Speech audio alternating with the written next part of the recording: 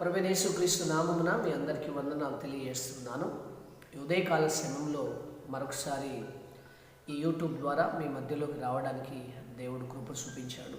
అందరిని బట్టి దేవుడి నామానికి మహిమ కలుగును గాక. ఈ ఉదయకాల సమయంలో ఈ లెంట్ డేస్లో ఫ్యాషన్ వీక్లో నేను ఒక మాటను గుర్తు చేయాలని ఆలోచన కలిగి ఉన్నాను. నేటి పరిస్థితులకు అనుగుణంగా యేసుక్రీస్తు క్లిష్ట పరిస్థితుల్లో కూడా ఆయన యెరూషలేములోకి జయప్రవేశం చేసిన అనంతరం మరుసటి రోజున యేసుక్రీస్తు ఆకలి ఉన్న సందర్భాలలో ఆయన ఏ విధంగా ముందుకు వెళ్ళాడు అనే విషయాల్లో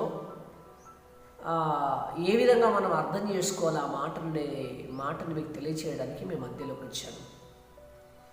ఒకటి, యేసుక్రీస్తు ఆకలి కొనిన సందర్భాల్లో దారి ప్రక్కనే ఉన్న అంజూరపు చెట్టును చూసి దాని దగ్గరికి వెళ్ళి ఆకలి కొనిన యేసుక్రీస్తు ఆ చెట్టుకి ఏమైనా ఫలములు దొరుకుతాయేమో అని వెదకినను ఒక్క ఫలము లేని కారణం చేత ఆ చెట్టును శపించినట్లుగా అది మరెన్నడూ కూడా కాయలు కాయలేదు. రెండవది, అది పూర్తిగా ఎండిపోయినట్టు కూడా మనం చూస్తున్నాం. ఉదయం నేను ఒక మాట జ్ఞాపకం చేస్తున్నాను.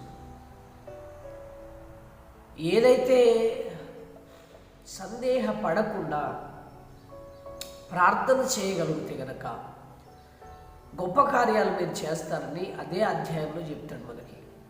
నేను అంటున్నా, ప్రార్థన చేయడం పక్కకు పెట్టి పరిస్థితులు మారాలంటే మారవు. పరిస్థితులు మారాలి అంటే కనుక మనం ప్రార్థన చేయాలి. సాయంకాల సమయంలో శిష్యులు అదే మార్గం గుండా వస్తున్నప్పుడు యేసుక్రీస్తు అంటాడు, ప్రభువా నువ్వు మాట్లాడిన రీతిగానే ఆ చెట్టు ఎండిపోయింది అని అంటే శిష్యులతో చెప్తాడు, ఇదిగో ఈ కొండ వెళ్ళి సముద్రంలో పడునుగా కంటే పడుతుంది, కానీ ఎవరిలో ఉంది అంటే ఆ విశ్వాసం నీలో ఉంది. నీ విశ్వాసాన్ని బట్టే నువ్వు ప్రార్థన చేస్తే గొప్ప కార్యాలు తప్పనిసరిగా జరుగుతాయని మాట్లాడుతూ ఉంటాడు. ఈరోజు నీ పరిస్థితి ఏ విధంగానే ఉండొచ్చు. నీకున్న దేశ పరిస్థితులు కావచ్చు, లేకపోతే కుటుంబ పరిస్థితులు కావచ్చు, నీ కుటుంబంలో ఉన్న ఆర్థిక పరిస్థితులు కావచ్చు, ఏవైనా సరే నేను అంటున్నా, నీవు ప్రార్థన చేయగలిగితే, ప్రార్థన చేస్తే తప్పకుండా దేవుడు గొప్ప కార్యాలు చేస్తాడు.